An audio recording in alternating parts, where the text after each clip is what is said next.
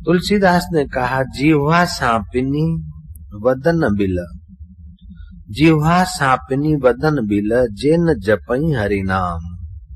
हरिदास को कोड़े पड़ते फिर भी हरिनाम नहीं छोड़ता। तुलसीदास ने कहा, जीवा सांपनी वदन बिल, ये शरीर रूपी बिल में जीवा रूपी सांपनी है। अगर भगवत चर्चा नहीं सुनती तो फिर चिल्लाता रहेगा, अशांत होता रहेगा, दुख बनाएगा। दुख की मैन्युफैक्चरिंग हमारा मन करता है अगर भगवत भाव अंदर नहीं है तो।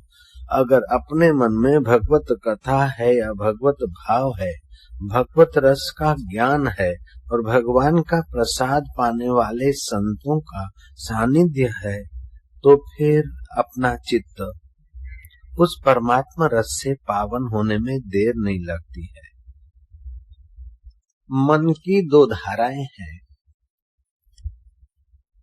एक जो हमारे सामने आता है उस जगत को मन देखता है, दूसरा देखे हुए के विषय में जो हमारी वृत्ति भीतर प्रतिक्रिया करती है या निर्णय करती है उसको मति कहते हैं। तो इस मति में और मन में जब तक मेल होता है तो वो जीवन उसका उन्नत होता है। कभी कभी मन के विचार कुछ और मति का निर्णय कुछ, उसका जीवन खिंचाव तनाव में और अशांति में बह जाता है। मन और मति एक हो उसके लिए एक ही उपाय है कि मन और मति को जहाँ से पोषण मिलता है उस एक का ज्ञान, एक की प्रीति, एक में विश्रांति पाने का अभ्यास। मन कुछ कहता है, मति का निर्णय कुछ होता है। और कुटुंब में भी मति भिन्न होती है तो कुटुंब में अशांति होती है। मन की वृत्तियां भिन्न होती है तो कुटुंब में कलह होता है। मन की वृत्तियां भिन्न भिन्न हो लेकिन मति में समझ बढ़िया हो तो भिन्न भिन्न वृत्तियां, जैसे भिन्न भिन्न हमारे दृश्य देखने सुनना भिन्न है, खाना चखना भिन्न है, फिर भी वृत्ति एक है। इसी प्रकार मति में अगर ज्ञान आ जाए तो मन की वृत्तियां भिन्न होने के बावजूद भी, कभी कभी निर्णय भिन्न होने के बावजूद भी घर में अशांति का कोई कारण नहीं है। जब ज्ञान से हम दूर होते हैं और मन की पकड़ में आ जाते अथवा तो कोई मति की पकड़ में आता है तो घर में कलह पैदा होता है, समाज में अशांति और दुख पैदा होता है। तो जिसके मति में भगवत ज्ञान नहीं है, जिसके मति में मूल ज्ञान नहीं है, वे ऊपर ऊपर की तरंगों में अटक जाते हैं। अखरन में जे अड़िया से चाढ़ी चढ़िया की न की, जन्म जन्म भर मत फेरियो, मिट्यो न मन को त्रास। मन त्रास देता गया, कभी मन कुछ कहता है, कभी मन कुछ कहता है, मति कभी कुछ कहती है, कभी कुछ कहती है। नानक जी कहते, जन्म जन्म भटकत फिरो, मिट्यो न मन को त्रास। कह नानक हरि भज मना, निर्भय पावे वास। हरि को भज, उस चैतन्य स्वरूप का स्मरण कर, उसका ज्ञान पा, तो निर्भय जगह पे तेरे को वास मिलेगा, तू स्थित होगा।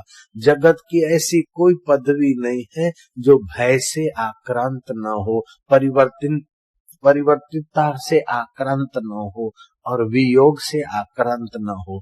निर्भय वास करो। निर्भय एक तुम्हारा चैतन्य आत्मा है, परब्रह्म परमात्मा है।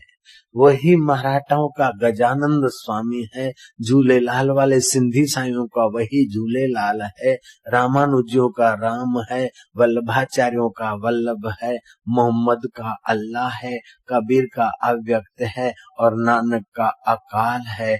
आद सत जुगात सत है भी सत, नानक हो से भी सत। तुम्हारा मन की वृत्ति पहले नहीं थी, बाद में नहीं रहता है। बुद्धि का निर्णय पहले नहीं था और बाद में वैसा नहीं रहेगा, लेकिन उसकी गहराई में जो तुम्हारा परमेश्वर है वो पहले था, अभी है और बाद में भी रहेगा। उसका थोड़ा ख्याल करो तो कल्याण हो जाएगा, मंगल हो जाएगा। आंखों में तू है जिसके दिल में ख्याल तेरा, जिसके आंखों में तू है परमेश्वर, भिन्न भिन्न देखता है, लेकिन भिन्न भिन्न की गहराई में तू जिसकी आंखों में है, आंखों में तू है जिसके, दिल में ख्याल तेरा, मुश्किल नहीं है उसको होना विशाल तेरा। परमात्मा विशाल है, अनंत अनंत ब्रह्मांड उस परमेश्वर में है। हमारा जो सूर्य है वो पृथ्वी से 13 लाख गुना बड़ा है, पृथ्वी उसके आगे 13 लाखवां हिस्सा है, और वो सूर्य आकाश गंगाओं में सबसे छोटा है। ऐसी कई आकाश गंगाएं आकाश में है, और ये आकाश गंगाएं जिस आकाश में है वो आकाश 5 भूतों का एक भूत है। ये पांचों भूत प्रकृति के एक कोने में पड़े हैं, और प्रकृति उस परमात्मा के कोने में पड़ी, और वो परमात्मा तुम्हारा आत्मा होकर बैठा है। सोचो तुम्हारा परमेश्वर कितना विशाल है। लेकिन मेरे मन में जो आई वही हो गया, तो मैं बड़ा हो गया। मेरे मन की नहीं हुई तो हाय रे हाय।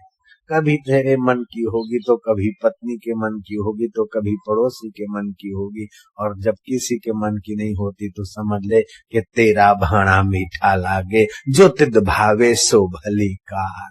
अपने चित्त को ज्ञान संयुक्त रखो।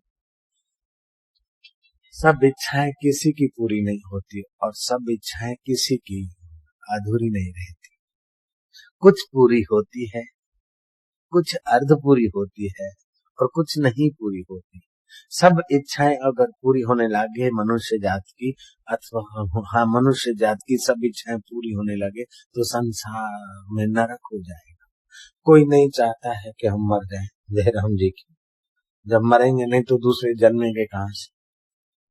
मृत्यु भी एक पड़ाव है। जैसे रात को आराम करते शरीर पड़ता है बिस्तर पर, सुबह फ्रेश होता है, ऐसे प्रकृति माता तुम्हारे को जो तन दिया और जो खिलौने दिए, तुम खेलते खेलते उब जाओगे। इस खिलौने से खेलते खेलते बच्चा खेलता है, माँ उठा लेती है, उस समय बच्चा रोता है, लेकिन माँ जब खिलाती पिलाती सुलाती और फ्रेश करके फिर भेजती है, नए नए खिलौने देती है, तो बच्चे का नित्य नवीन रस प्रकट होता है।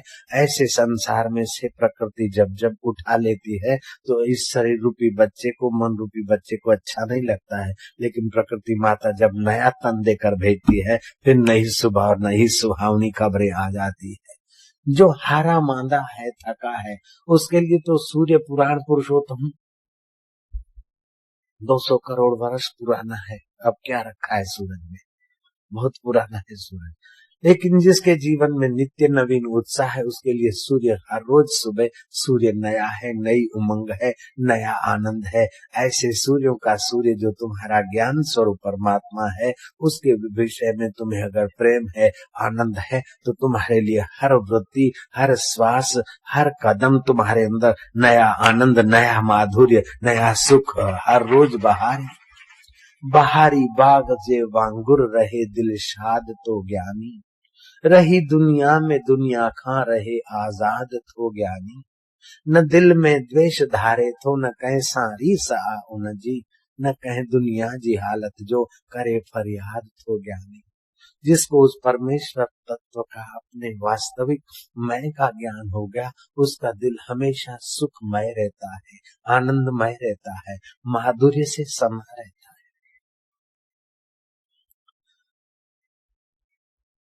ब्रह्म ज्ञानी का भोजन ज्ञान, ब्रह्म ज्ञानी का ब्रह्म ध्यान, ब्रह्म ज्ञानी की मत कौन बखाने, नानक ब्रह्म ज्ञानी की गत ब्रह्म ज्ञानी जाने। ब्रह्म ज्ञानी ब्रह्म का वेता, ब्रह्म ज्ञानी का एक संग हेता, उस एक के साथ हेत है और अनेक वृत्तियों का उपयोग है। हम लोगों का अनेक वृत्तियों के साथ एक हेत है, तो अनेक वृत्तियां एक जैसी तो नहीं रहेगी। वृत्तियां तो बदलती रहेगी, परिस्थितियां बदलती रहेगी। इस दुनिया में ऐसा कौन सा वह शरीर है जो नहीं बदला, ऐसा कौन सा मन है जो नहीं बदला, ऐसा कौन सा मित्र है जो नहीं बदला, ऐसी कौन सी परिस्थिति जो नहीं बदली। जो बदलने वाली चीजों को अबदल करके सुखी रखना चाहते हैं, वो अपने को संघर्ष और तनाव और दुखों में ही झोंकते रहते हैं। गैलीलियो ने आविष्कार किया कि सूर्य खड़ा है, पृथ्वी घूमती है। लोगों ने विरुद्ध उनके मुकदमा कर दिया। यहाँ तक कि उस जमाने के पोप ने भी गैलीलियो के खिलाफ मुकदमा जारी करवाया। न्यायाधीश ने कहा पोप जैसा व्यक्ति भी तुम्हारे खिलाफ है, गैलीलियो तुम अपना बयान वापस ले लो, नहीं तो कोर्ट को आदेश करना पड़ेगा तुम्हारी खाल खिंचवाई जाए। गैलीलियो ब्रह्मज्ञानी तो था नहीं, सूली पे चढ़ने के लिए तैयार तो था नहीं। गैलीलियो ने कहा अच्छा कोर्ट कहती हो पोप भी दुराग्रह करता है, तो मैं कह देता हूं कि पृथ्वी नहीं घूमती, पृथ्वी घूमती नहीं है, पृथ्वी खड़ी और सूर्य घूमता है।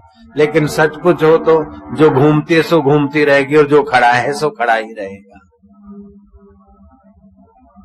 ऐसे ही प्रकृति घूमती है और प्रकृति से बना हुआ पंच भौतिक शरीर भी घूमता है। इस पंच भौतिक शरीर में रक्त भी घूमता है और रक्त के अंदर कीटाणु भी चुप नहीं बैठते। जय राम जी बोलना पड़ेगा। तो जो घूमती है सो घूमती है, लेकिन उसको जो खड़ा देखता है साक्षी सो देखता है। तुम खड़े के साथ जुड़ जाओ, तुम अखंड के साथ जुड़ जाओ तो तुम्हारा अखंड आनंद, अखंड ज्ञान और अखंड जीवन का साक्षात्कार हो जाएगा। फिर खंड खंड का तो खेल होगा और अखंड में विश्रांति होगी। भरोसा कर तू उस अखंड पर, तुझे बुलंद हौसला मिलेगा। ये जीवन बीत जाएगा, तुझे रोज नित्य नया आनंद आएगा। कहीं सुख है कहीं दुख है, ये जीवन धूप छाया है। कहीं सुख है कहीं दुख है, ये जीवन धूप छाया है। ऐसी में ही बिता डालो, हंसी में ही बिता डालो, बितानी ही ये माया है। जो सुख आए तो हंस देना और दुख आए तो हंस देना, क्योंकि दोनों अतिथि हैं, आए हैं। जो घर में आता है तो हंस के मिलना चाहिए। वे लोग कंगले हैं कि अतिथि आ जाए और मुंह चढ़ा के बैठ जाए। मेहमान घरे आवे मोढू हाड़ा बार वगाड़ी बेसी जाए। नहीं नहीं, भले पधारो भले पधारो।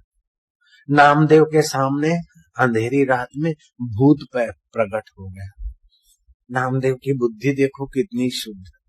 नामदेव कहते भले पधारो लंबकनाथ, भले पधारो लंबकनाथ। लंबा लंबा भूत खड़ा हो गया। धरती पे चरण आकाश लो माथ, योजन भर के लंबे हाथ, भले पधारो लंबकनाथ, भले पधारो लंबकनाथ। सुर संकादी गीत तुम्हारे गाए, नाथ आज नामदेव को करो सनाथ, भले पधारो लंबकनाथ। अंतर्यामी ईश्वर ने देखा कि तो भूतड़े में मेरे को देखता है, भगवान वहां प्रकट हो गए। नामदेव को दीदार हो गया और भूत का कल्याण हो गया। भूत में भी भगवान देखने वाले लोग जिस धरती पे, उसी धरती के लोग माँ में भगवान नहीं देख पाते, बाप में भगवान नहीं देख पाते, मित्र में भगवान नहीं देख पाते, संत में भगवान नहीं देख पाते। वशिष्ठ जी महाराज कहते हैं कि राम जी, मैं बाजार से गुजरता हूं तो मेरे लिए वो दुष्ट लोग क्या क्या अफवाह उड़ाते हैं, क्या क्या आरोप करते हैं, लेकिन मेरा दयालु स्वभाव है। मनुष्य को चाहिए कि संत का दुर्गुण न ढूंढे और उस पर आरोप न करे। एक भी संत में सद्गुण है तो लेकर अपना कल्याण करे। आज हिंदू धर्म के प्रचारकों में या कुछ ब्लैकमेल करने वाले मैगजीनों में तो एक ऐसा होड़ लगी है कि जहां लोगों को शांति मिलती है, माधुर्य मिलता है, जीवन की उलझी गुत्थियां सुलझती है, ऐसे संत और समाज के बीच पुलिया बनने के बजाय वे लोग संत और समाज के बीच खाई बनकर समाज को कौन सी खाई में फेंकना चाहते वो भी पता नहीं चलता है।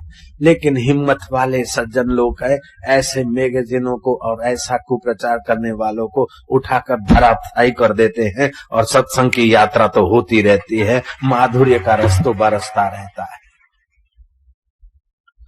भगवान बुद्ध जेतवन में रहते थे, उनका यश कीर्ति सज्जनों को तो मालूम था, लेकिन दुर्जन चलते थे।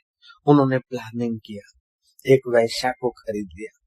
वैश्या रात को जाती, जेतवन इलाके में जाकर ठहरती और सुबह आती सावश्री नगरी में। वैश्या से जानबूझकर वे लोग बाजार में पूछते, तू रात भर कहाँ गई थी? जैसे बांद्रा एक इलाका है, पार्ले एक इलाका है, बोरेवली एक इलाका है, ऐसे जेतवन का इलाका था। तो जेतवन में बुद्ध भी रहते थे, तो वो बोलती थी मैं तो जेतवन थी, और जिसको लोग बहुत मानते थे उसके पास में थी। अब तुम समझ गए। तो क्या बुद्ध के पास थी? कि हाँ हाँ। जब बड़ा ग्राहक मिले तो फुटकर धंधा कौन करे? हमें तो सारी रात उधर बहुत ठीक लेता है, मनमाना इनाम भी मिलता रहता है, इसलिए मैं रोज शाम को चली जाती हूँ, उनको खुश करती हूँ, रात भर उनके बिस्तर पर होती हूँ और सुबह की रात चली आती हूँ। धीरे धीरे कुप्रचार ने जोर पकड़ा और महाराज जो कान के कच्चे और मति के कच्चे थे, ऐसे लोग बुद्ध से टूटने लगे। आनंद ने कहा भंते लोग टूट रहे हैं। बोले जो टूटने चाहिए उनको टूटने दो। जो पनखर आती है तो कच्चे कच्चे पत्ते जो लगने के काबिल नहीं वो तो टूट जाते, लेकिन जो मजबूत होते लगे रहते। लेकिन वो मजबूत भी टूटने के करीब करीब हुए। आखिर समाज असमंजस में पड़ गया। उन्हीं लोगों ने प्लानिंग की और राजा से मांग की कि बुद्ध के विषय में इतना प्रचार हो रहा है, जांच की जाए। जांच का आदेश मिला। जांच करने वाली कमेटी पुलिस सीआईडी वाले आए। जिस दिन आने वाले उसकी रात को, कल सुबह आने वाले तो आज रात को, उसी वैशा को खूब शराब पिलाया। 4-5 आदमी उसके साथ गए और जेतवन में उसके साथ 5 आदमियों ने संसार सेक्सी काम करके उसका गला दबा के बुद्ध के बगीचे में रातों रात उस वैशा को गाड़ दी। और सुबह कमीशन जांच करता करता बुद्ध के आम के बगीचे में गए। उन लोगों में से कोई अच्छा दिखाने वाले भी घुस गए। साहब हमें इधर कुछ डाउट पड़ता है। वैशा रोज सुबह तो आ जाती थी, लेकिन आज जेतवन से लौटी भी नहीं हो, बुद्ध के बगीचे में ही होगी। बुद्ध के कुटीर में तो नहीं दिखी, तो बगीचा छान मारा। वो जहाँ खोद काम किया था, रात को गाड़ी थी लोफर में, वहीं इशारा किया गया और खोद के दिखाया, निकला उस वैशा का शब्द। आज तक तो वैशा कहती थी मैं बुद्ध के पास जाती हूँ, लेकिन बुद्ध का कुप्रचार होने से बुद्ध ने अपना पाप दबाने के लिए उसकी हत्या करके उसको बगीचे में गाड़ दिया। आनंद कहता है हद हो गई पाप की, महापुरुष के ऊपर कीचड़ उछालने की हद हो गई। बनते कुछ करो, ऐसों को श्राप दो। बनते कहता है वक्त बीत जाएगा, अपने अचल में रहो, देखो क्या होता है। जिन्होंने आरोप लगाए वे कौन से नरक में पड़े होंगे मुझे पता नहीं, लेकिन बुद्ध को तो अभी भी हम लाखों करोड़ों लोग आदर से देखते हैं, मानते हैं। स्वामी विवेकानंद के प्रति भी वैश्याओं को भेजा जाता था और ईसाई मिशनरियां उनका खुलकर कुप्रचार कर दी थी, राम तीर्थ का और विवेकानंद का। फिर भी विवेकानंद और राम तीर्थ को हम लोग लाखों लाखों हृदय से स्नेह करते हैं। जिसने अचल में स्थिति कर ली है उसके जीवन में भी आंधी तूफान और आरोप आते हैं, सुख दुख आता है, मान अपमान आता है, लेकिन वे पुरुष अचल तत्व में टिके हैं। भगवान वेदव्यास को नारद जी ने कहा कि महाराज आपने शास्त्र तो लिखे फिर भी लोग दुखी और अशांत हो रहे हैं, आपके शास्त्रों का फायदा नहीं लेते। उसका कारण है कि आपने ये तो लिखा कि पत्नी को क्या करना चाहिए, पति को क्या करना चाहिए, पुत्र कैसा होना चाहिए और पति पत्नी को आपस में कैसा व्यवहार करना चाहिए, एक दूसरे की उन्नति कैसी करनी चाहिए, ये तो आपने लिखा। और जो अति शराबी कबाबी हैं उनको भी मोड़ने के लिए कभी कभार भोग लगाकर इन चीजों का उपयोग करने की आपने छूट छाट दी।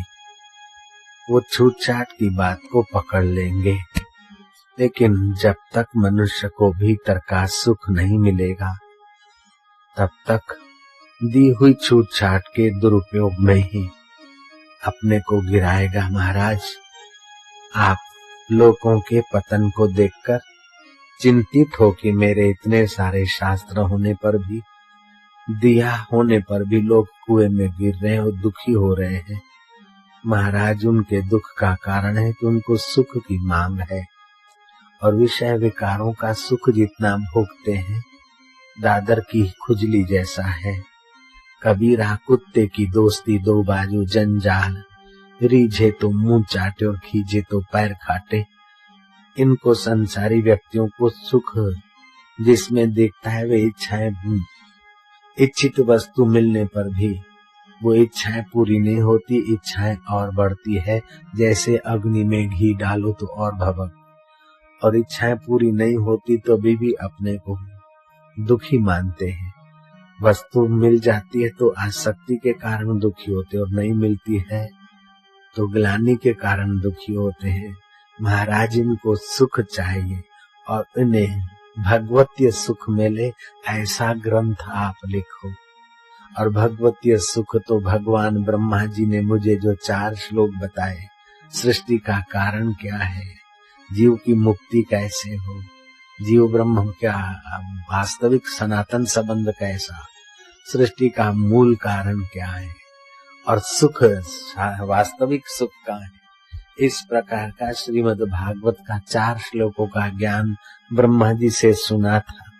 व्यास जी को बताओ, व्यास जी ने समाधि करके श्री कृष्ण के चरित्रों को देखा। श्री कृष्ण के चरित्र देखते गए और श्लोकबद्ध करते गए। श्लोकबद्ध श्लोक तो करे, चरित्र देखकर लिखे कौन। भगवान गणपति का आवाहन किया, गजानन महाराज को प्रार्थना किया कि मैं श्री कृष्ण की लीलाएं देखूं, श्लोकबद्ध करके बोलता जाऊंगा, बंद आंखें, आप उसको लिखते जाइए महाराज। गजानन महाराज लिखने बैठे गणपति भगवान। गणपति ने कहा कि तुम लीलाएं देखते, श्लोक बनाते, बोलते, मैं तो लिख डालता हूँ, लेकिन दूसरा श्लोक आने में बीच में मेरा समय व्यर्थ जाता है। अब व्यास जी ने कहा कि जो श्लोक मैं बोलता हूँ उसको आप लिख तो लेते, लेकिन उसमें कोई अपूर्णता या कमी हो तो हे रिद्धि सिद्धि के स्वामी आप उसमें पूर्ति कर दीजिए। व्यास जी ने 18,000 श्लोक बोल दिए। गणपति महाराज ने पूरा भागवत ग्रंथ लिख दिया। व्यास जी ने पूछा कि मैं तो बोलता ही रहा, लेकिन आप तो चुप ही चुप थे, आपने तो कभी एक शब्द तक नहीं बोला, प्रभु ऐसा क्यों? तब भगवान गणपति कहते हैं कि मुनि शार्दुल, हर दिए में, जलते हुए दिए में, उसके जलने का कारण, उसकी रोशनी फैलाने का कारण है तेल। किसी दिए में कम होता है, किसी में ज्यादा होता है, और जो दिया ज्यादा तेल खर्च करता है वो जल्दी बुझ जाता है, और जिसकी लोग कम तेल खर्च करती है वो लंबा समय तक रहता है। ऐसे मनुष्य जीवन का दिया है श्वासों का। जो ज्यादा व्यर्थ की बातें करता है उसके व्यर्थ के श्वास भी खर्च होते हैं, व्यर्थ का कलह भी पैदा होता है। हे व्यास जी, मैंने संयम का प्रथम सोपान वच्चो गुप्ती, संयम का प्रथम सोपान है वच्चो गुप्ती, अर्थात वाक का संयम।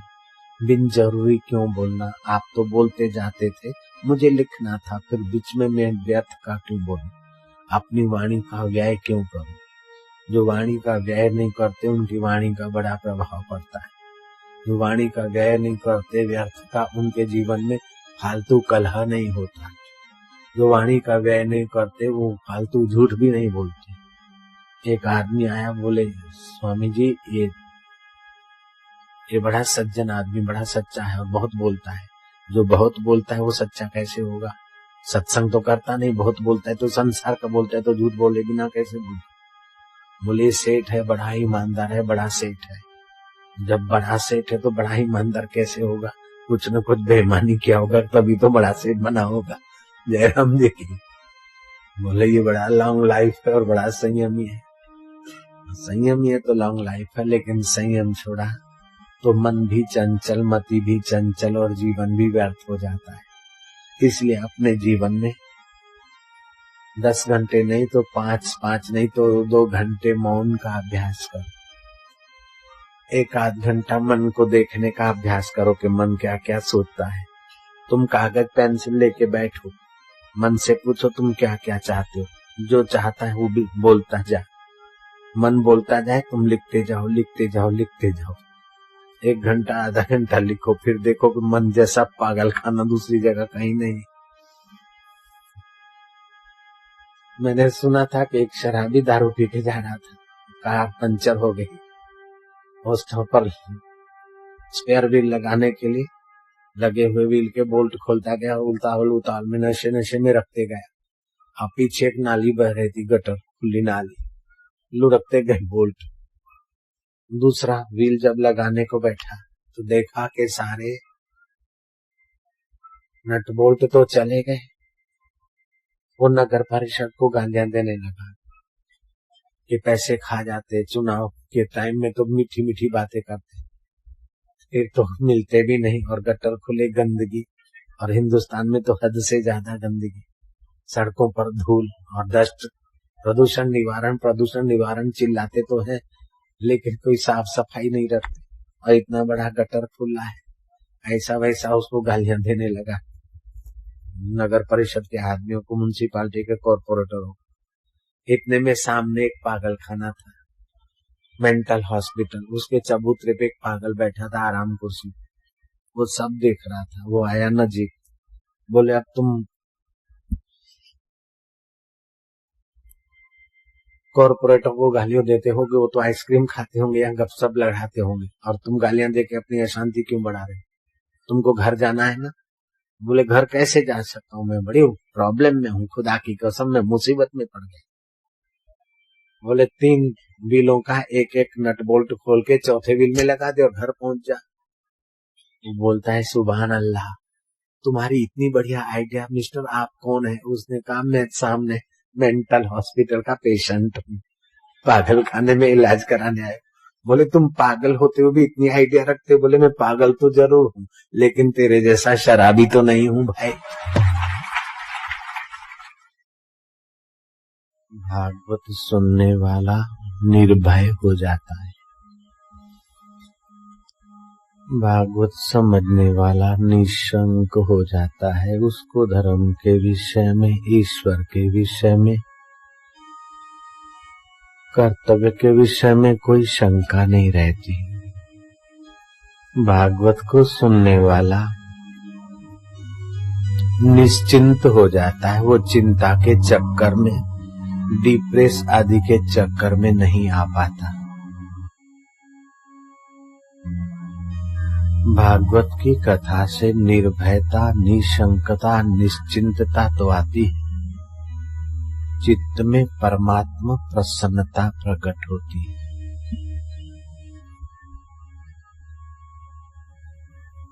भागवत को हजम करने वाला मृत्यु के भय से पार हो जाता है। जिसकी मृत्यु होती है वो मैं नहीं, और जो मैं है उसकी कभी मौत नहीं। वो अपनी नकली मैं को, मिथ्या मैं को भी जान लेता है, और सत्य मैं को मैं के रूप में पहचान लेता है।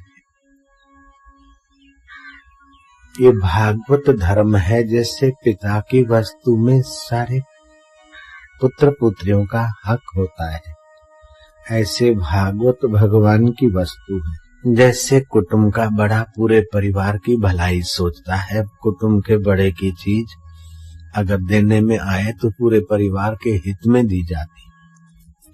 कुटुंब के बड़े में तो मोह या पक्षपात हो सकता है, लेकिन ईश्वर के बड़पन में न मोह है न पक्षपात है।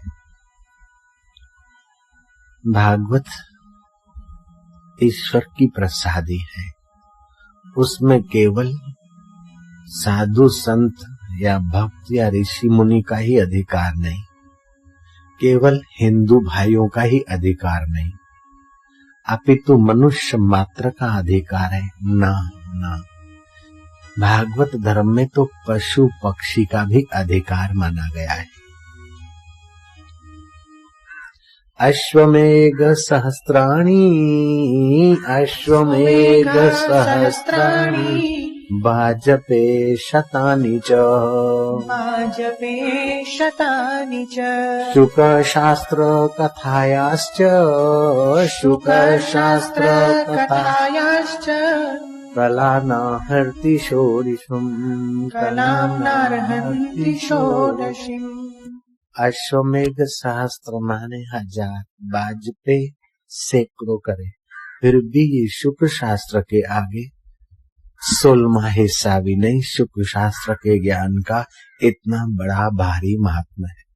भागवत के 4 नाम, इसको भागवत बोलते हैं। भगवत जनों की कथाएं और वृत्ति भगवताकार होती है। रागाकार, द्वेषाकार, अस्मिताकार भाव मिटकर भगवताकार भाव बन जाते हैं। दूसरा इसका नाम है भागवत महापुराण, और सब पुराण है, इसमें तो महान तत्व की बात है, जीव ब्रह्म की एकता की बात है, इसको महापुराण कहा। तीसरा नाम है इसका परमहंस संहिता, जो सुखदेव जी महाराज विरक्त होकर एकांत में जा रहे थे, पिता व्यास पीछे पीछे जा रहे, पुत्र सुनो सुनो, अद्वैत निष्ठा के कारण वृक्षों ने उत्तर दिया। ऐसे सुखदेव जी परमहंस महापुरुष, जो गृहस्थी के घर केवल गाय दोलो उतनी देर खड़ा रहते हैं, दूध ले लेते हैं, उनका पुण्य बढ़ जाता है, गृहस्थियों का खुद चल जाते हैं। ऐसे सुखदेव जी महाराज निराकार के उपासक भी इस भागवत की कथा से अपने चित्त को और रसीला बनाते, इसलिए इस ग्रंथ का नाम परमहंस संहिता है। चौथा नाम है कल्पद्रुम। इस भागवत की कथा से जिस भावना से बैठे, जैसे धुंधुकारी इस कल्पना से बैठा कि मेरी प्रेत योनि से सदगति हो, भागवत की कथा से उसकी प्रेत योनि से सदगति हो। शौनक ऋषि यज्ञ की पूर्ति में भागवत सुनते हैं, उनका यज्ञ संपन्न हुआ। कोई भक्ति के लिए सुनता है, कोई ज्ञान वृद्धि के लिए सुनता है, तो कोई चित्त की विश्रांति पाकर सामर्थ्य बढ़ाने के लिए सुनता है। जैसे जैसे भाव से सुनते हैं, ऐसा ऐसा फल प्राप्त होता है, इसलिए इसको कल्पद्रुम नाम दिया। श्रीमद् भागवत की कथा मनुष्य मात्र के लिए हितकारी है। गांधी जी ने जब भागवत कथा सुनी तो बोलने लगे कि भागवत की कथा में इतना रस और इतना ज्ञान भरा है, मुझे पहले पता ही नहीं था। मालवीय जी महाराज कहते हैं कि भागवत को सुनने वाला रसमय जीवन बिताने की कला सीख लेता है और विपत्ताओं से डरता नहीं, दबता नहीं और संपदा पाकर फूलता नहीं, और अपने पिया को, परमेश्वर को दूर या लोक लोकांतर में नहीं मानता, उसका परमात्मा अपना आत्मा ही हो जाता है। दिल ने तस्वीरें हैं यार, जबकि गर्दन झुका ली और मुलाकात कर ली। ये भागवत की कथा का महात्म्य। कृपी के पास केवल एक लंगड़ी गाय थी, उसी के दूध से अपना घर चलाती थी। दुरासा ऋषि पहुंचे, कृपी ने उनका स्वागत किया दूध दही आदि से। कृपी उदास क्यों है? बोले द्रोणाचार्य इतने बड़े धनुर्विद्या के ज्ञाता हैं, लेकिन हमारे घर में तो गाय के लिए, दूध के लिए एक लंगड़ी गाय मात्र है, इसी से गुजारा चलाना पड़ता है। विधाता ने गरीबी लिख लिया हमारे लेख में। दुरासा जी ने कहा नहीं नहीं, मनुष्य अपने भाग्य का आप विधाता है। कल का अजीर्ण आज के उपवास से मिटता है, कल का लड़ाई झगड़ा आज के कॉम्प्रोमाइज से मिटता है, कल का कर्ज आज की भरपाई से मिटता है, सिर्फ कल का प्रारब्ध आज के सुकृत से बदला दिया जा सकता है। कृपी तू ऐसा कर, अभी सूर्य ग्रहण आ रहा है, तो जिस गाय के दूध से घर का गुजारा चलाती, एक दिन उपवास कर देना और इसी गाय के दूध से जो उपज हो वो सत्पुरुषों की सेवा में लगा देना, तो तेरा अनंत गुना दान तेरे को ऐहिक दरिद्रता से छुड़ा देगा। ये दान करने के बाद हुआ भी ऐसा कि धृतराष्ट्र के मन में हुआ कि इनके यहाँ बहुत सारी गाय भेजते, और फिर धन धान्य से वे पूर्ण हो गए। इसको स्मार्त कर्म बोलते हैं। एक देवे 10 पावे, एक देवे 100 पावे, एक देवे 1000 पावे, उसकी लिमिट होती है स्मार्त कर्म की। भगवतीय कर्म की कोई लिमिट नहीं होती। जैसे राजा मंदिर की सीढ़ियां चढ़ रहा है, मालिन ने कहा राजन हार ले जाओ, 4 सीढ़ी और ऊपर गया, दूसरी मालिन ने कहा अंधाता ये हार स्वीकार करो, ले जाओ भगवान के लिए। दोनों मालिनों से हार लेकर भगवान को चढ़ाकर राजा नीचे उतरा। पहली मालिन से पूछा कितने पैसे? मालिन ने समझा 25 पैसे का है चारा ने कहा राजा से 2 रुपए ही मांग लो। 2 रुपए दे दिए। उस जमाने के 2 रुपए बड़े थे। फिर नीचे उतरा, पहली मालिन को पूछा कितने पैसे? बोले वो पैसे आपसे? ना ना ना, आपने मेरा हार स्वीकार कर लिया, मुझे आनंद है। आप तो नगरपति हैं, सम्राट है, और मुझ गरीब का हार आपकी सेवा में पहुंचा, इसका मुझे बहुत आनंद है राजन। मैं तो चाहती हूँ कि रोज आपकी सेवा में मेरा हार स्वीकार हो जाए। राजा से उसने एक पाई भी नहीं ली। पहली मालन देखती है कि कितनी बेवकूफ है, मैंने तो चार आने के बदले 2 रुपए ले लिए 25 पैसे के बदले, और इसने पाई भी नहीं ली। राजा ने मंत्री को कहा इस मालिन का एड्रेस ले लेना। समय पाकर मालिन के पुत्र को बुलाया गया, उसको ठीक जगह पर ऊंची नौकरी दे दी, क्योंकि ये देश की वफादार महिला है। उसका पुत्र भी माँ के संस्कार से सिंचा हुआ चित्त वाला। मालिन को चाहिए तो 10, 20, 25 एकड़ दे दो जमीन। अब वो हार के बदले में नहीं दे रहे, हार की कीमत गिनकर नहीं दे रहे, वो राजा अपनी ओर से दे रहा है। ऐसे राजाओं का राजा जो भगवान है, भगवान के नाते सत्पुरुषों की अगर सेवा की जाती है, भगवान के नाते ही भगवान का भजन किया जाता है, भगवान के नाते ही शुभ कर्म कर दिए जाते हैं, तो भगवान जब अपनी ओर से देता है तो वो भागवती फल होता है। उसके लिए 10 गुना, 100 गुना, 1000 गुना की कोई वैल्यू नहीं है। करोड़ों करोड़ों जन्म के कर्म हैं, लेकिन भगवत कथा सुनते सुनते जीवात्मा अपने मन को भगवान को देने लग जाता है, अपने शुभ कर्मों को भगवान के अर्पित करने लग जाता है। फल क्या होता है कि बदले में भगवान अपना आपा उसके अंतःकरण में प्रकट कर देता है। अंतःकरण में भगवान अपना आपा प्रकट कर देता है, अपने स्वरूप का ज्ञान प्रकट कर देता है। वो साधक ब्रह्म ज्ञानी हो जाता है, सिद्ध बन जाता है। ब्रह्म ज्ञानी की दृष्टि अमृत वर्षी, उसकी आंखों से आध्यात्मिक अमृत, आध्यात्मिक तरंग, आध्यात्मिक वेव्स बरसते हैं, जो थके मांदे अशांत दुखी चित्तों को शीतलता शांति प्रदान करने का सामर्थ्य रखते हैं। वो आंखों के द्वारा एक हंसी मात्र डाल देता है तो समाज में, महफिल में रौनक आ जाती है। ऐसे पुरुष को पाकर बुद्धिमान साधक कहते हैं, गुरुजी तुम तसल्ली न दो, सिर्फ बैठे ही रहो, महफिल का रंग बदल जाएगा, गिरता हुआ दिल भी संभल जाएगा, संभल जाएगा। काम में, क्रोध में, लोभ में, मोह में, मद में, मात्सर्य में, चिंता में, तनाव में, टेंशन में जो हमारा दिल गिर रहा है, वो ऐसे पुरुषों की हाजिरी मात्र से हमारा दिल संभलने लगता है। भगवान जब देते हैं तो इतना सारा देते हैं। वो साधक स्वयं तो सिद्ध हो जाता है, वो तो तर जाता है, लेकिन उसके संपर्क में आने वाले भी करने लगते। सतरति लोकांतार्यति सतृप्तो भवति, वो तो तृप्त रहता है, औरों को तृप्त कर देता है अपनी वाणी से, अपने दर्शन से, अपनी अमी दृष्टि से, निगाहों से। 3 प्रकार की हंसी होती है। एक तो आम लोग हंसते ठाका मार के, अच्छा है, हंसना चाहिए, जरूरी है। आपकी सूक्ष्मतम नाड़ियां है, न साबुन से स्वच्छ होती है, न टिनोपोल के टच से स्वच्छ हो गई, न और कोई क्रिया से स्वच्छ होती है, केवल निर्दोष जोरों की हंसी से बहुत आपकी नाड़ियां स्वच्छ होती है। आपको हंसना चाहिए। एक होती है आम हंसी, जन साधारण हंसते। दूसरी होती है बुद्धिमानों की हंसी, मुंह में हंसते, गालों में हंसते, चित्त प्रसन्न होता है लेकिन स्माइल दे देते।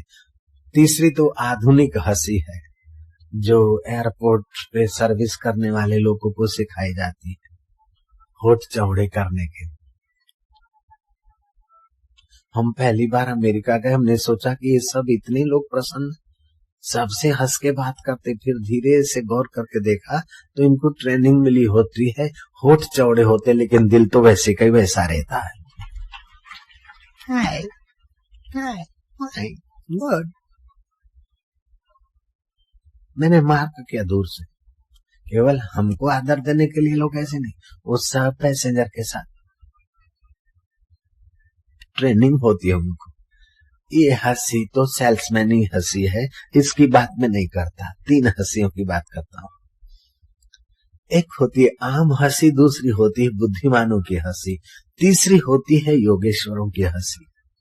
योगेश्वरों की हंसी जैसे कृष्ण हंसते हैं तो कैसा हंसते हैं? निगाहों की हंसी बड़ी सात्विक, बड़ी कल्याणकारी और बड़ी पावरफुल होती है। जहां तक निगाह पड़ जाए और आपकी हंसी को झेलने वाला मिल जाए, उसका दिल पावन हुए बिना नहीं रहेगा। वह कृष्ण की हंसी। किसी किसी महापुरुष के पास वो चीज होती है। निगाहों से वे निहाल हो जाते हैं जो संतों की निगाहों में आ जाते। ब्रह्मज्ञानी की दृष्टि अमृत वर्षी, ब्रह्मज्ञानी का दर्शन वड भागी पावई, ब्रह्मज्ञानी को बल बल जावई, ब्रह्मज्ञानी की मत कौन बखाने, नानक ब्रह्मज्ञानी की गत ब्रह्मज्ञानी जाने। तुकाराम महाराज ने कहा, जगत में सर्व प्रकारे सुखी कौन आए, मन्ना तुम ही शोधुनी पाए। खोजते खोजते फिर उस महापुरुष को उत्तर मिला, दृष्टि ज्ञानमय कृत्वा पश्चित हरिरेव जगतः। दृष्टि ज्ञानमय करो और हरिमय जगत देखे, वो पूर्ण रूप से जगत में सुखी आए। सिंधी संत बोधराज जी ने कहा, न दिल में द्वेष धारे थो, न कैसा रीस आ उन जी, न कहे दुनिया जी हालत तो, जो करे फरियाद तो ज्ञानी। बहारी बाग जे वांगुर रहे दिलशाद तो ज्ञानी, रही लोडन में लोडन खा रहे आजाद तो ज्ञानी। इल्म ऊनो अमल कायम, इल्म तो उसका बहुत गहरा है और अमल करता है उसका चित्त कायम, फिर भी उसको अहंकार नहीं आता।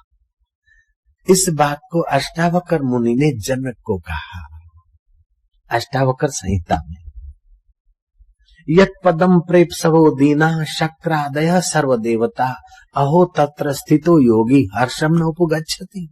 जिस पद को पाए बिना देवताओं का राजा इंद्र भी अपने को कंगाल मानता है, वह आत्म पद व ब्रह्म पद पाकर योगी गर्व नहीं करता है, घमंड नहीं आता। ये भी एक आश्चर्य है।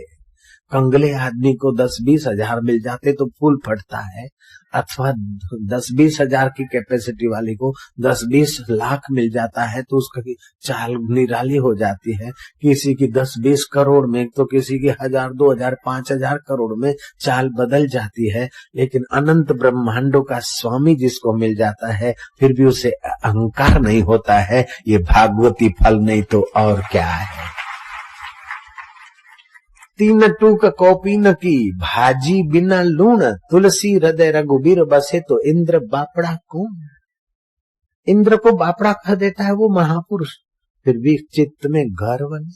पीत्वा ब्रह्म रस योगिनो भूत्वा उन्मतः, इंद्रो मपि रंकवत भाष्यत, अन्य से का वार्ता। औरों की क्या बात कहे आप।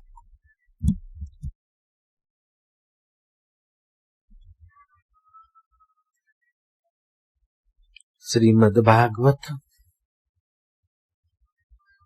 के आरंभ में ये नहीं कहा गया कि कृष्णम परम धीमहि, शिवम परम धीमहि, विष्णु परम धीमहि, नहीं, सत्यम परम धीमहि। जो सत्य स्वरूप है वही कृष्ण है, वही शिव है, वही अम्बा है, वही अल्लाह है, वही राम है, वही विठल है। हम उसका ध्यान करते।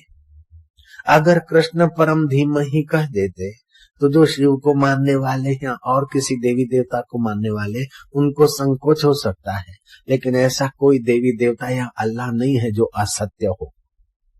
इसलिए व्यास जी ने मंगलाचरण में कहा, सत्यम परम धीमहि। हम उस सत्य स्वरूप का ध्यान करते हैं। देखो कोई मत पंथ या मजहब की उलझन में न उलझे, इसलिए सबके अधिकार के लिए ये प्रार्थना रख दी गई। प्रारंभ में मंगलाचरण रख दिया गया, सत्यम परम धीमहि।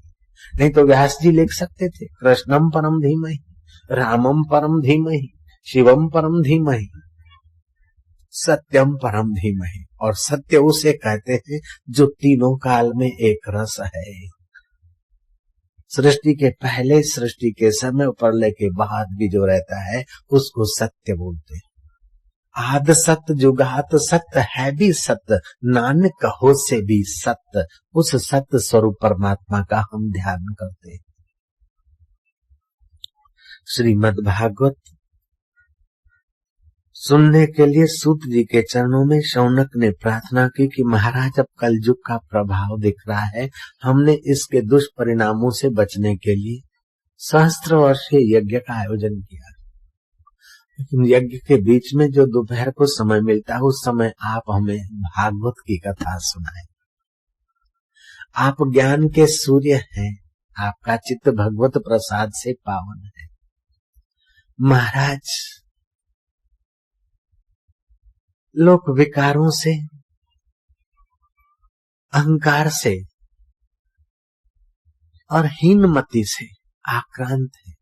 मंदासु मंद मतया, अल्पायु वाले लोग, मति मंद, भाग्य मंद और कलह प्रिय है युग जो कलयुग है। इस कलयुग के दोषों से बचने के लिए आप हमें श्रीमद् भागवत का अमृत पान कराइए। शौनक जी का प्रार्थना सुनकर सूत जी ने ध्यान किया और भगवान व्यास का, भगवान शुकदेव जी का, मुझे जो शुकदेव जी ने एकांत में ज्ञान सुना है मैं तुमको सुनाता हूं। एक कंजूस सेठ मर रहा था। नौकर ने देखा कि कितनी 15 दिवाली बिताई, कभी बोनस तक नहीं दिया, सेठ मर रहा है, सब छोड़ के जा रहा है। नौकर नजदीक आया रसोया, बोले मैं आपका पर्सनल सेवक हूँ, चंपी भी कर लेता हूँ और आपकी बीमारी में भी मैंने सेवा की। सेठ जी अब आप दुनिया से जा रहे हैं, बीमारी में तो कई रुपए तुम्हारे चले गए। सेठ जी अब आप दुनिया से जा रहे हैं, जाते जाते मुझ गरीब का तो कुछ तो कर जाओ, मेरे लिए भी तो कुछ दे जाओ, मेरे लिए कुछ तो छोड़ जाना। सेठ ने कहा बेवकूफ मूर्ख, मैं तो सारी दुनिया छोड़े जा रहा हूं, फिर तेरे लिए क्या छोड़ के जाऊं। जयराम ने सारी दुनिया छोड़ के जा रहा हूं, अब तेरे लिए क्या छोड़ूंगी।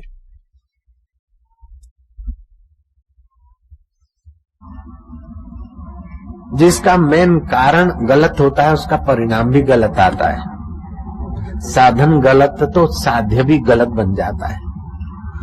हम चाहते कि कर्म चाहे हम गलत करें और फल मिले बढ़िया।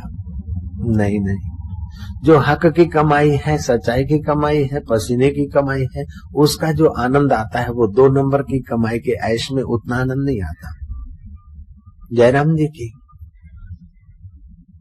जो सहज स्वभाव मित्रों से मिलने का आनंद आता है, वो अपना आडंबर दिखा के मित्र को इम्प्रेस करने में वो आनंद नहीं आता। रामतीर्थ कहा करते थे कि हे मानव, तुम अपना समय शक्ति बड़े बड़े भवन और फर्नीचर सजाने में व्यर्थ मत करो। भवनों को और फर्नीचरों को सजा सजा कर आने वाले अतिथि और मित्रों को प्रभावित कर करके आप अपने और मित्र के शत्रु मत बनो। आप अपना सहज जीवन जियो। मित्र को बड़े बड़े वैभव और मेहमान को बड़ी बड़ी चीजें दे देकर उसको प्रभावित करने के बजाय आप सहज में निर्दोष प्रेम उसको दो और एक प्याला पानी भी दोगे तो तुम्हारा मित्र सचमुच में उन्नत होगा और तुम भी उन्नत होगे। लेकिन आडंबर से मित्रों को प्रभावित करते रहोगे तो आपकी सच्चाई दबती रहेगी और मित्र के अंतःकरण में आपके लिए रहेगा कि इस मेरे बेटे के पास माल तो बहुत है। ईर्ष्या की आग उसके चित्त में पैदा होगी। इसलिए आप अपने धन का, वैभव का प्रदर्शन करके मित्रों को प्रभावित मत करो। अपनी सरलता और मित्र में परम मित्र है उसका प्रदर्शन करके उसका और अपना कल्याण करने के रास्ते लगो। बहुत बढ़िया बात है और आपको जगती इसलिए ताली बजाई, तो अब अमल में लाने की कृपा कीजिए। जयराम जी की आज तो होड़ लगी है एक दूसरे को इम्प्रेस करने की। किसी संत से भी मिलने जाते तो मेरे पास ये है, मेरे पास ढींगना है, फलाना है, टींगना है। एक दूसरे को इम्प्रेस करने के सिवा और कोई बात ही नहीं होती। मन क्रम वचन छांडी छल, जब लग जनन तुम्हार, तब लग स्वप्न हूँ सुख नहीं, करे कोटि उपचार। हर्ष तो हो जाएगा थोड़ी देर के लिए, किसी को इम्प्रेस करा वो प्रभावित हो गया, आपको थोड़ा हर्ष होगा, लेकिन अंदर का सुख अलग बात है, हर्ष दूसरी बात है। नानक जी कहते हैं हर्ष शोक जाके नहीं, वैरी मित समान, कह नानक सुन रे मना, मुक्त ताही ते जान। जिसको हर्ष और शोक बांध नहीं सकता, प्रभावित नहीं कर सकता है, वह मुक्त आत्मा है। आप मुक्त आत्मा होने के लिए जन्मे हैं, बंध मरने के लिए आपका जन्म नहीं हुआ है, हंस मरने के लिए जन्म नहीं हुआ है। बड़े बड़े भवनों में अथवा बड़े बड़े फर्नीचरों में अथवा बड़े बड़े धन के ढेरों के नीचे दब मरने के लिए तुम्हारा जन्म नहीं हुआ है। इनका सदुपयोग करके सत्य स्वरूप परमात्मा के शिखर पर आपको पहुंचने के लिए धरती पे भेजा गया है। इस बात को कभी मत भूलना है।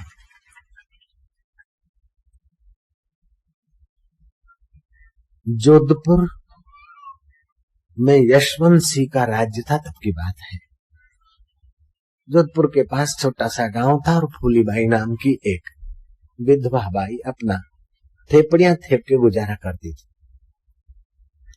उसके विषय में तो बहुत सारी बातें हैं। उसको सिधाई मिली थी। गुरु मंत्र जपते जपते मंत्र को सूक्ष्म सूक्ष्मतर सूक्ष्मतम अवस्था में पहुंचा दिया। एक दिन यशवंत सिंह उनके दर्शन करने गए। यशवंत सिंह को बड़ी शांति मिली। भाई की तो झोपड़ी थी, गुआर की रोटी, गुआर की सब्जी, बाजरी की रोटी बनाई खाई। कोई सैनिक आए, पसार हुए, पानी मांगा। बेटे दौड़ते दौड़ते पानी, खून गर्म है, फिर पानी पीना ठीक नहीं, रोटी का टुकड़ा खा। बोले माता जी मैं अकेला नहीं, मेरे साथ 3 बटालियन है, चिंता ना करो। ढक दिया कपड़ा और अपने मंत्र शक्ति का उपयोग करते सबको टुकड़ा टुकड़ा देती गई। फौजियों ने जाकर यशवंत सिंह को बताया कि माई में इतनी सारी सिद्ध है। यशवंत सिंह ने थोड़ी बहुत प्रशंसा सुनी थी। यशवंत सिंह दर्शन करने आया, बड़ा प्रभावित हुआ। यशवंत सिंह ने अपनी व्यथा रखी उस माई के चरणों में। ये रानियों को जो मांगती वो चीजें सब देता हूँ, फिर भी आपस में लड़ती रहती है, ग्रह कल हमारा बहुत है। माता जी आप चलो, जरा चरण रज आपकी पड़ेगी। आपकी चरण रज से मेरा रनवास पावन होगा। आपके 2 वचन सुनेंगी तो रानियों के कान पावन होंगे। आपकी दृष्टि पड़ेगी तो हमारा वह भवन पवित्र होगा। पवित्र पुरुषों की बेवस पवित्र होते। माता जी आप हमारे मकान में जरा चरण रज घुमाने को पधारो। हाँ ना करते हुए यशवंत सिंह ने माता जी को राजी कर लिया और माता जी पहुंची रनवास में। अब वो फूलीबाई के साथ राजा कैसे आए? रानियों और माता के बीच पुरुष का होना अच्छा नहीं लगता, ऐसा समझ के राजा तो राज दरबार में गए और दासियों को बता दिया कि माता जी के पैर घुमाओ और रानियों को जरा सत्संग मिल जाए। रानियों ने देखा कि इतना मोटा थिगड़ा लगा हुआ और ये बुढ़िया रनवास में कैसे घुस गए। रानियां तो हार श्रृंगार कर रही थी, अपने को कुछ विशेष मान रही थी। फूलीबाई को देखकर रानियां ठाका मार के हंसने लगी कि ये कौन सा प्राणी आ गया अंदर। फिर भी फूलीबाई को दुख नहीं हुआ, करुणा उपजी कि इनका भला हो। फूलीबाई ने कहा देखो बहना, ये गहने गांठे जो पहन रही हो इससे तुम्हारी शोभा नहीं, ये तो तुम्हारे शरीर की शोभा है। जिसको जला देना है उस शरीर की शोभा के लिए हार श्रृंगार करो, मैं मना नहीं कहती हूँ, लेकिन तुम्हारी शोभा के लिए भी तुम कुछ करो। फूलीबाई की भाषा में मैं सुना दूं आपको। फूलीबाई ने रानियों को बताया कि गहनो गांठो तनरी शोभा, काया काचो भांडो, फूली कहे ते राम भजो, लड़ो क्यों हो रांडो, आपस में लड़ती क्यों हो। जोधपुर राजस्थान में है। राजस्थान का सम्राट जिसके चरण छूता है, और वो फूलीबाई रानियों को इतना नगद सुनाती है करुणा से भरकर कि सत्संग भागवत की कथा में भारत की उस गरीब महिला की कथा जोड़ने में मुझे आनंद आता और आपको भी मजा आता है। सत्य सत्य सत्य है। लोग बोलते सत्य कटु होता है, ना ना, सत्य तो अमृतमय है, सुखमय है, मधुरमय है। सूत जी महाराज शौनक को सुनाते कि एक समय देव ऋषि नारद घूमते घामते विशालापुरी में पहुंचे, जहां सनक सनंदन सनत सनत कुमार चारों भाई बैठे थे। चारों भाइयों की उम्र तो पूर्वजों के पूर्वज थे, लेकिन योग बल से सदा 5 साल के लगते थे। ज्ञान के पारगामी थे और अपने पर ब्रह्म परमात्मा का उनको साक्षात था। उन मुनीश्वरों ने देखा कि नारद जी इस विशाला नगरी में आ रहे हैं। नारद जी को देखकर मुनीश्वरों ने पूछा कि नारद जी आज आप अतृप्त पुरुष की नहीं दिखाई दे रहे हैं, जैसे किसी का कोई कल कारखाना बंद हो गया हो, अथवा किसी को इनकम टैक्स की रेड पड़ी हो, या अथवा और कोई मुसीबत आई हो। तो जो आदमी जितना जैसा हताश सा और दौड़ा सा जाता है, उस प्रकार नारद की दशा देखकर मुनीश्वरों ने पूछा कि अतृप्त आदमी की नाई, वासना में उलझे हुए जीव की नाई, नारद जी आप कहाँ कहाँ जल्दी जल्दी जा रहे हो। नारद जी कहते हैं, मुनीश्वरों, कलयुग का प्रभाव ऐसा तो फैल गया है कि कलयुग का मित्र अधर्म जहां तहां अपने पैर पसार चुका है।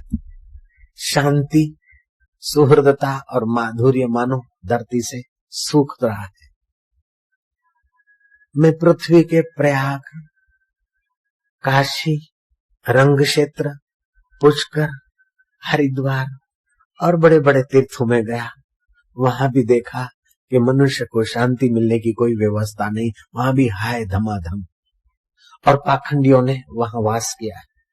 मंदिरों का सत्व यवनों ने नष्ट कर दिया और तीर्थों का सत्व पाखंडियों ने नष्ट कर दिया। कथा का सत्व स्वार्थियों ने नष्ट कर दिया और शांति की कोई कीमत समझने वाला व्यक्ति शांति पाने के लिए भटके तो कोई जगह ही नहीं। पूरी धरती मैंने छान मारी, कहीं सुख और शांति नहीं। शांति धन से बड़ी है, शांति सत्ता से बड़ी है, शांति सौंदर्य से बड़ी है। खूब सुंदर हो और अंदर में अशांति की आग हो तो क्या सौंदर्य किस काम का।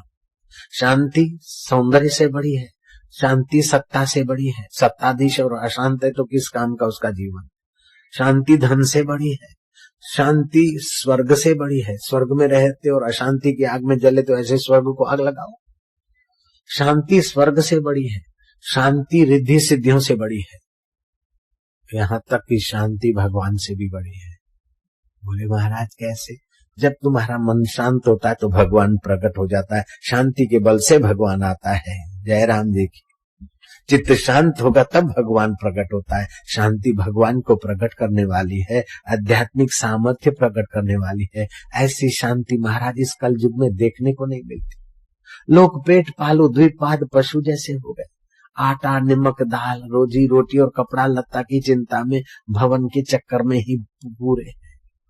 जिसको छोड़ जाना है उन चीजों के लिए तो मरमिट रहे दिन रात, और जो सदा साथ में रहता है उस परमेश्वर शांति के लिए लोगों को समय नहीं। और जिस किसी को थोड़ी बुद्धि है, समय है, तो जहां जाओ वहां महाराज कलयुग के मित्र अधर्म ने अपने पैर पसारे।